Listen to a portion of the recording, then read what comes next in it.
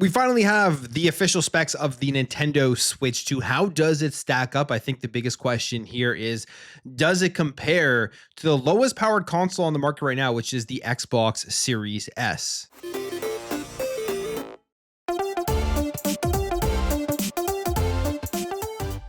So it's been a while. We've been waiting here to see what the official specs are for the Nintendo Switch 2. And I mean, for Nintendo Switch consoles, it doesn't really matter because Nintendo's consoles are all about their Nintendo games, and a lot of people that pick up Nintendo consoles and the Nintendo Switch don't understand specs, couldn't care less about specs as long as they can play the games that they want to play. They're absolutely okay with it. And nobody's expecting the Switch 2 to be a high powered console, not even coming close to the Xbox Series X or the PlayStation 5. It's releasing here in 2025. So that begs the question here, what is the longevity of this thing as we're going to be moving forward into the PlayStation 6 and into the next Xbox? Well, we finally have a look at the Switch 2 specs and where it kind of stacks up to the Xbox Series S, because that has been the question. Is this more PS4 or is this more Xbox Series X? So here are these tech specs and the system reservations. They have now all officially been confirmed. Digital Foundry and Eurogamer went over this, and this is the sheet. You can see the jump from the Nintendo Switch 1 to the Nintendo Switch 2. So the CPU architecture, it's a 8 times ARM Cortex A78C, which is an upgrade from the 4X ARM Cortex A57 on the Nintendo Switch 1. You have the CPU clocks here docked at 998 megahertz, and then in mobile, the 1101 megahertz with a max of 1.7 gigahertz, which is interesting because the clocks are actually lower than what they were on the Nintendo Switch 1, not by very much, but they are lower. Like, for example, the max on the Switch 1 was 1.785 gigahertz.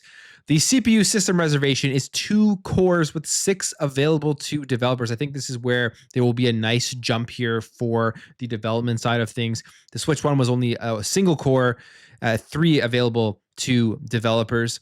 And then you have the GPU architecture that's Ampere going from Maxwell on the Switch 1, 1536 CUDA cores, which is a jump from 256 CUDA cores on the Nintendo Switch 1. And then you have the GPU clocks here. This is where there is a nice boost, a bigger difference here comparatively from the CPU clocks. The GPU clock on the Nintendo Switch 1 was 768 megahertz docked and 460 megahertz on mobile with a max of 921. On the Switch 2, 1007 megahertz docked, 561 on mobile with a max of 1.4 gigahertz. So there is a decent jump there on the GPU clocks. The memory here, it's going from 64-bit LPDDR4 on the Switch 1 to 128-bit LPDDR5 on the Nintendo Switch 2. There's also a very nice upgrade here on the memory bandwidth from Switch 1 to Switch 2. We're going here from 25.6 gigabytes per second docked and 21.3 gigabytes per second on mobile from the Nintendo Switch 1. Going over to the Nintendo Switch 2, you get this upgrade here, 102 gigabytes per second docked and 68 gigabytes per second on mobile. So that's a nice upgrade.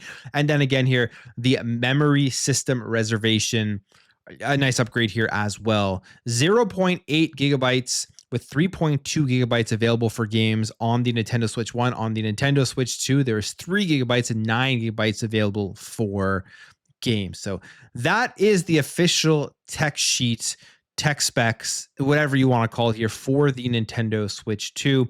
And specifically, the original Switch had the Tegra X1, and we are going here to the NVIDIA T239 on the Nintendo Switch 2. But the question here, I think, for a lot of people who look at those numbers and it's just kind of gibberish and it doesn't really mean anything to them, is where does this stack up on the current consoles that are out there? With specifically the Xbox Series S, I think that's the biggest question because that is the lowest power console. What we have heard minimally throughout this generation, because the reality is the Series S has been completely fine. No matter how people want to try and spin this, the majority of games have launched on the Xbox Series S.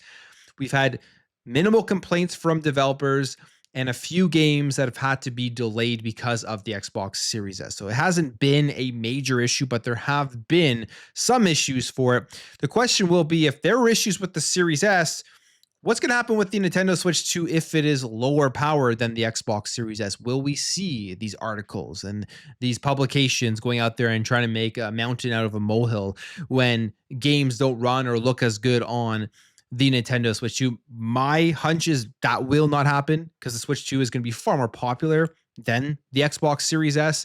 So developers are going to make sure their games run on it. They're going to optimize it as good as they can.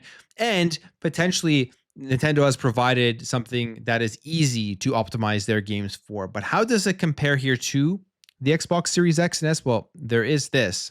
There are big differences, of course. The comparisons here in terms of these specs. Well, we obviously aren't going to compare it to the Series X because it just won't be close whatsoever. But we'll just look at some of these specific things here. I think the biggest thing when we look at the Switch 2 versus the Xbox Series S is the thing that we've heard the complaints about. It has never really been about the GPU or the CPU. The Series S has a better CPU, has a faster CPU, has a faster GPU as well. Like those things are clear. You just take a look at this. Is about 4 teraflops, 1.565 gigahertz on the Xbox Series S for the GPU clocks, comparatively to the Switch 2, which in docked is just max 1.4 gigahertz. You look at the CPU, 3.6 gigahertz. The CPU on the Series S is basically the same as the Series X. It's slightly less fast, but it is up there comparatively to the CPU clocks on the Switch 2. I really don't think there is a major comparison there. So Series S has it beat. It also has an RDNA 2 GPU. And the big thing, though, that a lot of people will be asking about, because this is the thing that developers have specifically mentioned this as an issue for games, and it is the memory system reservation. There are 10 gigabytes on the Xbox Series S with 8 available for games. This is actually where the Nintendo Switch 2 has it a little bit. It has 9 gigabytes available for games on the Nintendo Switch 2. I wonder if that 1 gigabyte is going to make a major difference here. So that will be interesting to see if those complaints still come in with 9 gigabytes versus 8 available for games on the Xbox Series S. But of course, you just take a look at the Nintendo Switch 2 versus the Xbox Series S. Overall, it is clearly a less powerful console. And how is that going to last? How many years is this thing going to last going forward? But it is also basically a handheld. You take a look at the S and you look at those specs, that could easily be turned into a handheld. Some comments down here saying, really, was this required? There is a big gap between the Switch 2 and the Series X. Switch 2 handheld is only 1.7 teraflops. What does the developer has to program to? It's a tiny bit of power, really. It's a shame a game channel on Switch 2 that the system available feature takes up some memory and resources that would have better been used in games. They also go on here to say, in terms of the RAM, substantial improvements to RAM, but especially memory bandwidth. System-wide power increases will make the user experience significantly better. I think that is something that will help. The article is probably for people who might have thought the Switch 2 is somehow comparable to the Series S, with the difference being their final resolution targets, 1080p versus 1440p. And you might have already known that this is not the case. The vast majority is simply unaware. So lots of comments here. Of course, it is not as powerful as the Series S, but it will still be a huge player going forward into this console generation, and it is going to sell a lot. Definitely at the beginning, it is going to sell a lot. We have seen all the pre-orders sell out, but going forward, even with the pricing, I still think the Switch 2 is going to sell well. The question is, if you're picking up a Nintendo Switch 2, are you getting now going forward for the next number of years the same games that you're going to be able to pick up and play on the Xbox and PlayStation? My thoughts are that is the goal here and that is the aim, and you're basically going to get the same games across the board. Not looking or running as good on the Switch 2, but if they're there for Nintendo Switch fans and for Nintendo Switch owners, it's really all they care about. Can you play the games? but it does look like it is coming in relatively less powerful here than the Series S. And I wonder what Xbox is looking at when they see the Switch 2 with those specs, it having obviously the handheld mode. What is Xbox going to have on their handheld? How much more powerful will the Xbox handheld, their first party one that they do make, how much more powerful will that be comparatively to the Nintendo Switch 2?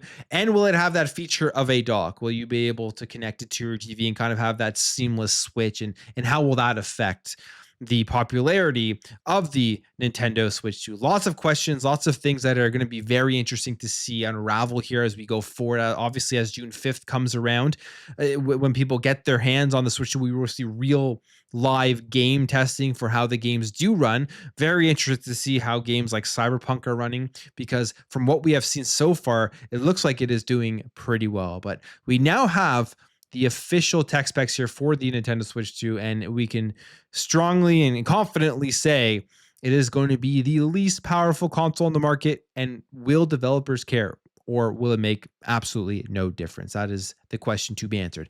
I'm gonna end the video there. If you did enjoy this video, hit that thumbs up. If you're new here, hit that subscribe, and I'll catch you guys in the next video.